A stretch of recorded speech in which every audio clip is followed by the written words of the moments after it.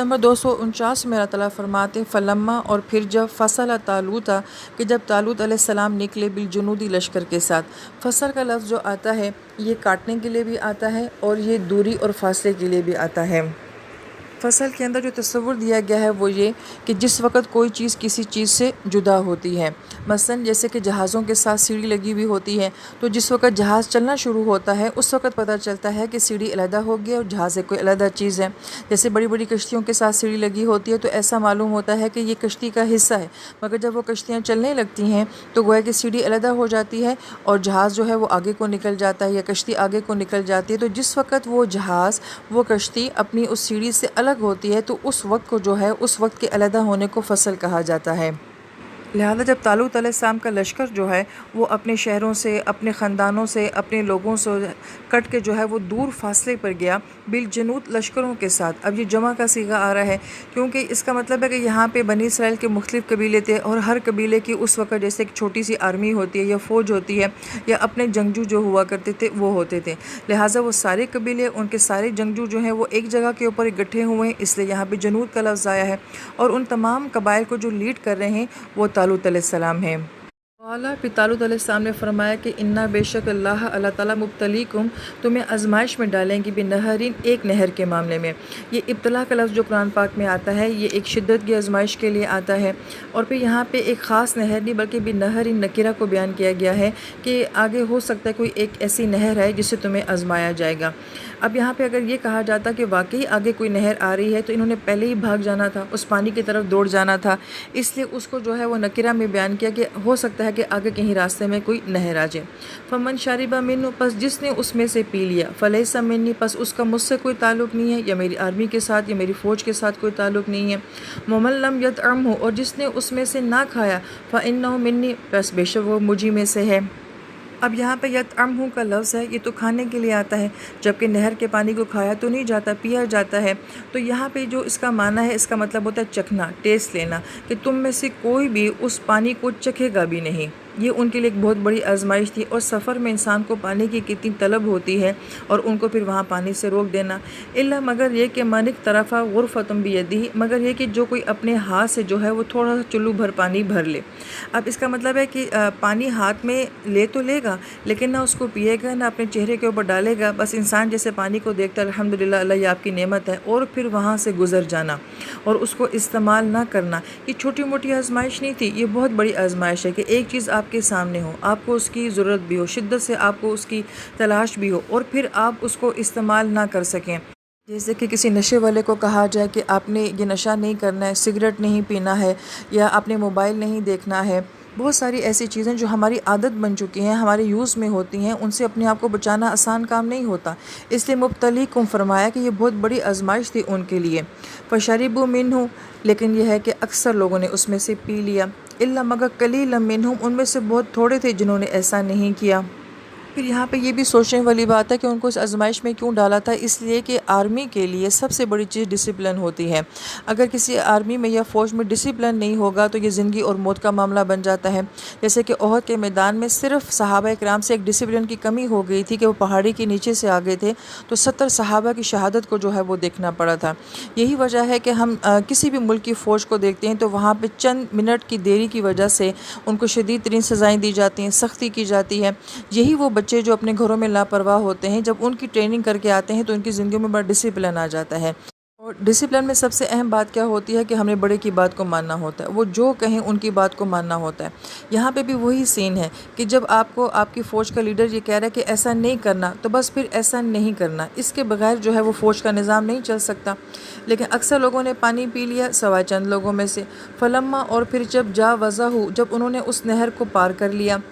اب نہر کو پار کر لیا یا پھر آزمائش کو پار کر لیا، ہوا ان نبی نے والذین، اور ان لوگوں نے آمنوا معہ، جو ان کے ساتھ ایمان والے تھے، قالوا، تو پھر انہوں نے کہا، اب جو بقایا ایمان والے رہ گئے تھے انہوں نے یہ کہا، لا طاقت لنا اليوم، کہ آج ہمارے لیے طاقت ہی نہیں ہے، بجالوت، کہ ہم جالوت سے لڑیں، وہ جنودہ، اور اس کے لشکر کے ساتھ لڑیں۔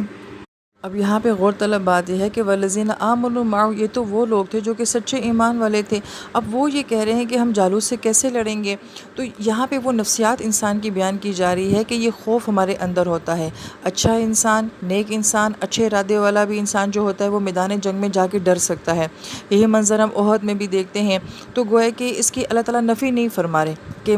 ایسا ہو سکتا ہے کہ انسان بزدل ہو، جیسے نبی علیہ السلام نے فرمایا کہ مومن بزدل ہو سکتا ہے مگر بخیل نہیں ہو سکتا۔ تو گویا کہ انسان کے اندر کی بزدلی کو بھی یہاں پہ جو ہے وہ ایکسیپٹ کیا گیا ہے کہ ایمان والا بندہ بھی بزدل ہو سکتا ہے۔ تو انہوں نے یہ کہا کہ ہم کیسے جو ہے اس کے لشکر کے ساتھ لڑیں گے۔ کالا کہا الذین، ان لوگوں نے یظنون، جو کہ یہ گمان رکھتے تھے، انہم ملاقو اللہ، کہ وہ اللہ سے ملاقات کرنے والے ہیں۔ اب ان میں سے بھی کچھ ایسے، کیونکہ ہر انسان ایک جیسا بہادر نہیں ہوتا، ہر ایک کی روحانیت ایک جیسی نہیں ہوتی، ان میں سے جو بہت اعلیٰ درجے کے لوگ تھے انہوں نے کہا کہ ہم تو یہ گمان کرتے ہیں کہ ہماری اللہ تعالیٰ سے ملاقات ہونے والی ہے۔ اب اگر جنگ سامنے ہو، موت سامنے کھڑی ہو، اور اس وقت تلواروں سے جنگ ہوتی تھی، نہیں پتہ تھا کہ کتنے ٹکڑے کیے جائیں گے، کتنے زخم لگائے جائیں گے، کہ جیسے آج کی جنگ ہو تو نہیں پتہ کہ سامنے سے کتنے فائر آئیں گے اور کس قسم کے کیمیکل ویپن جو ہیں وہ استعمال کیے جائیں گے۔ اور اگر کوئی یہ کہے کہ ہم تو اس سوچ میں گم ہے کہ ہم تو اب عنقریب اللہ سے ملاقات کرنے والے ہیں، یہ بڑے حوصلے والی بات ہے۔ بہت کم ایسے بہادر ہوتے ہیں۔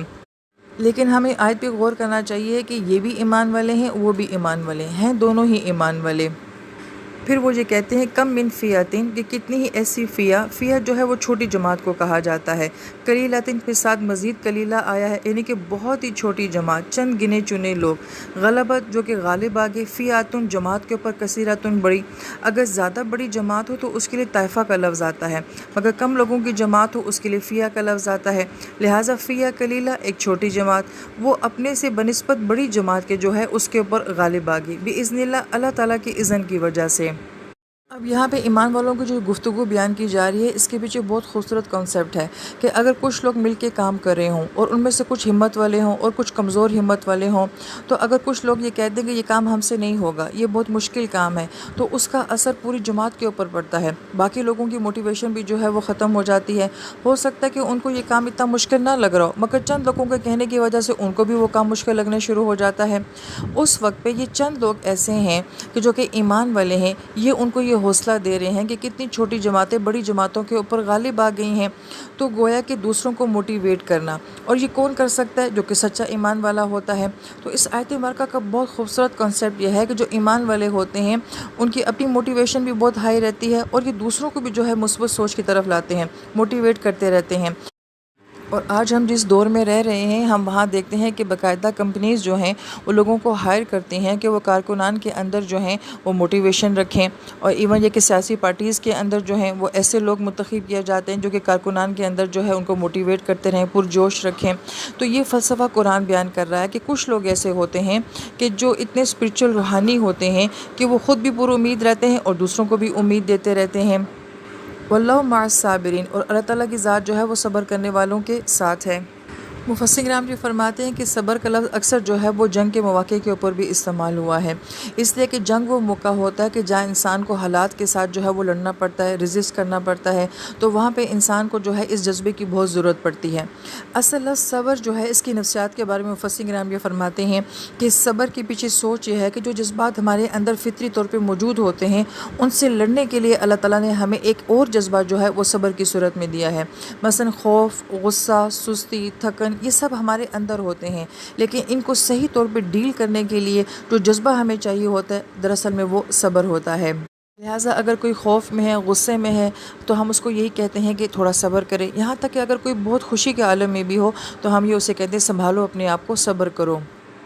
لہٰذا کسی بھی جذبے سے، کسی بھی حالات سے لڑنا، اس کا مقابلہ کرنا اور اس کو جرأت کے ساتھ اس کا سامنا کرنا جو ہے، یہ لفظ صبر کے اندر ہے۔ صبر میں کہیں بھی یہ معنی نہیں ہے کہ جیسے اس کو سہنا ہی ہوتا ہے، برداشت کرنا ہوتا ہے اور ہم مجبور ہو کے وہ کام کرتے ہیں، بلکہ صبر کے اندر بہادری ہے، ہمت ہے کہ ہم حالات کو فیس کرتے ہیں، چاہے وہ ہمیں اپنے اندر کے حالات کے ساتھ لڑنا پڑے یا ہمیں باہر کے حالات کے ساتھ لڑنا پڑے۔ اور جو اس طرح کی طاقت اور بہادری رکھتے ہیں، اللہ فرماتے ہیں کہ ان اللہ مع الصابرین، کہ اللہ ایسے صبر کرنے والوں کے ساتھ ہوتے ہیں۔